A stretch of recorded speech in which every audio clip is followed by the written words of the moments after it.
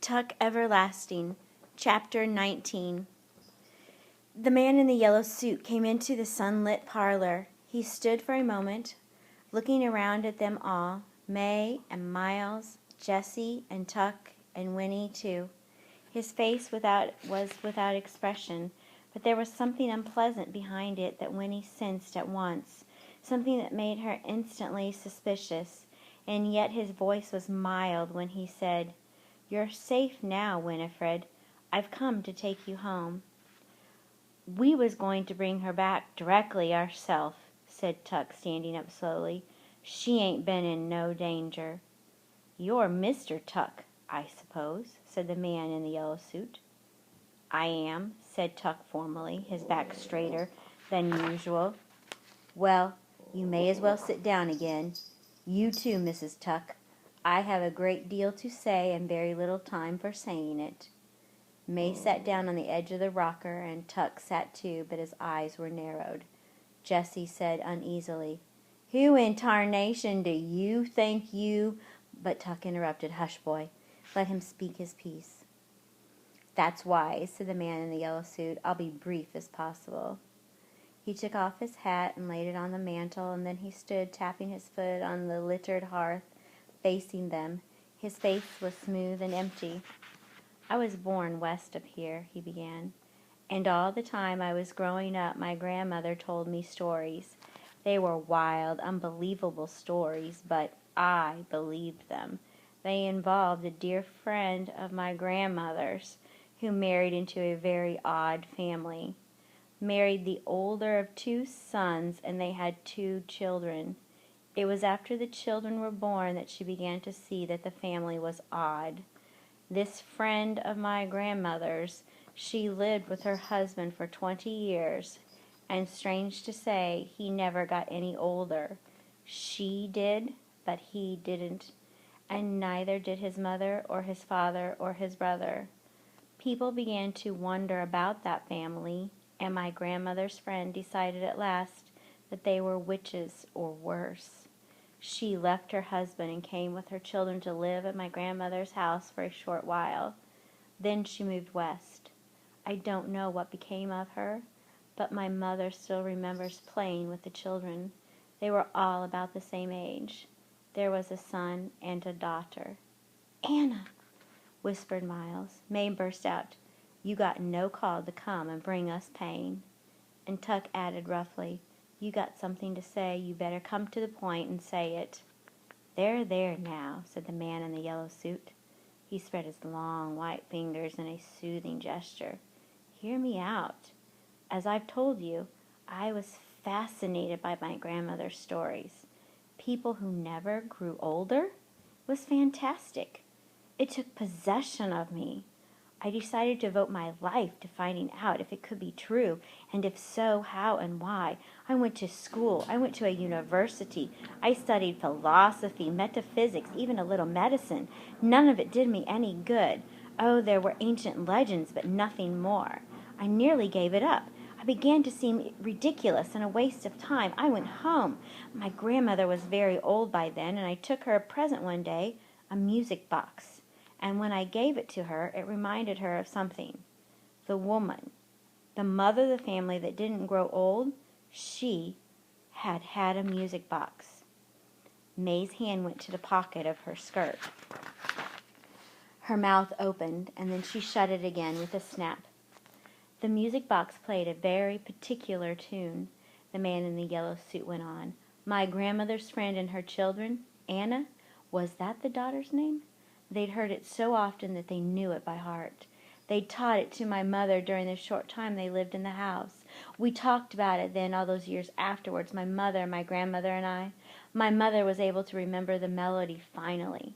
She taught it to me. That was nearly 20 years ago now, but I kept it in my head. It was a clue." The man in the yellow suit folded his arms and rocked a little.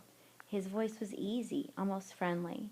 "During those 20 years, he said, I worked at other things, but I couldn't forget the tune or the family that didn't grow older. They haunted my dreams.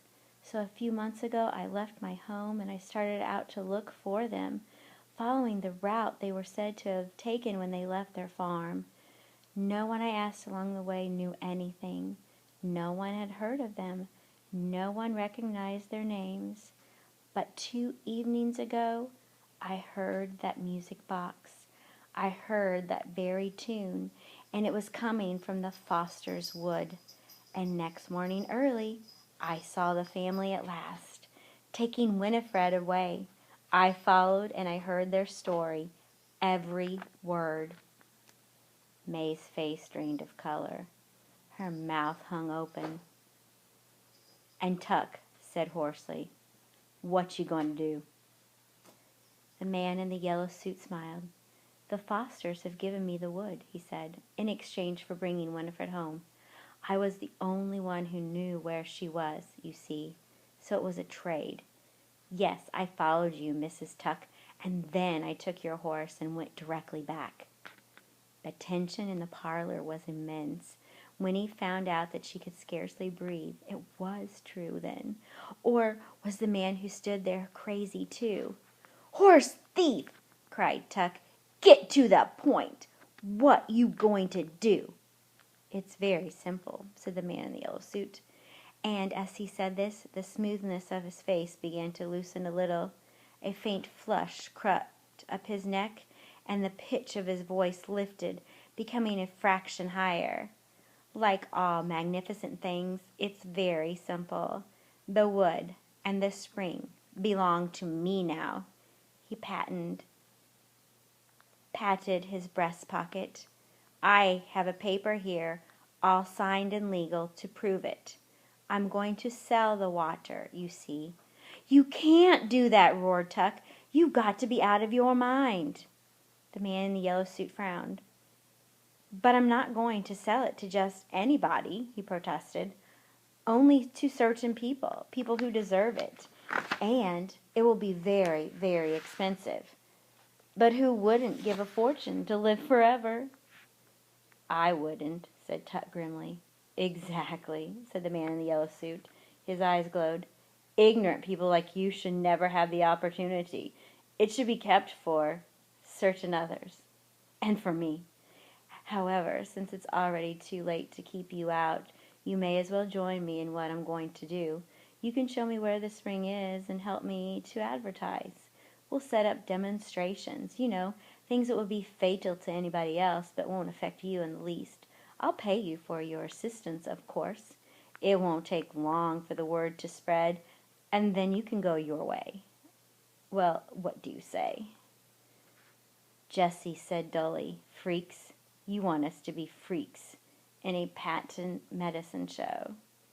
The man in the yellow suit raised his eyebrows and a nervous petulance came into his voice. "Of course, if the idea doesn't appeal to you," he said, blinking rapidly, "you needn't be in on it. I can find other spring and manage just as well without you, but it seems the gentlemanly thing to make the offer, after all," he added, looking round at the cluttered room. "It would mean you could afford to live like people again instead of pigs." And that was when the tension burst. All 4 Tucks sprang to their feet at once, while Winnie, very frightened, shrank back in her chair. Tuck cried, "You're a madman, a loony. You can't let no one know about that water. Don't you see what would happen?" "I've given you your chance," shrilled the man in the yellow suit, "and you've refused it."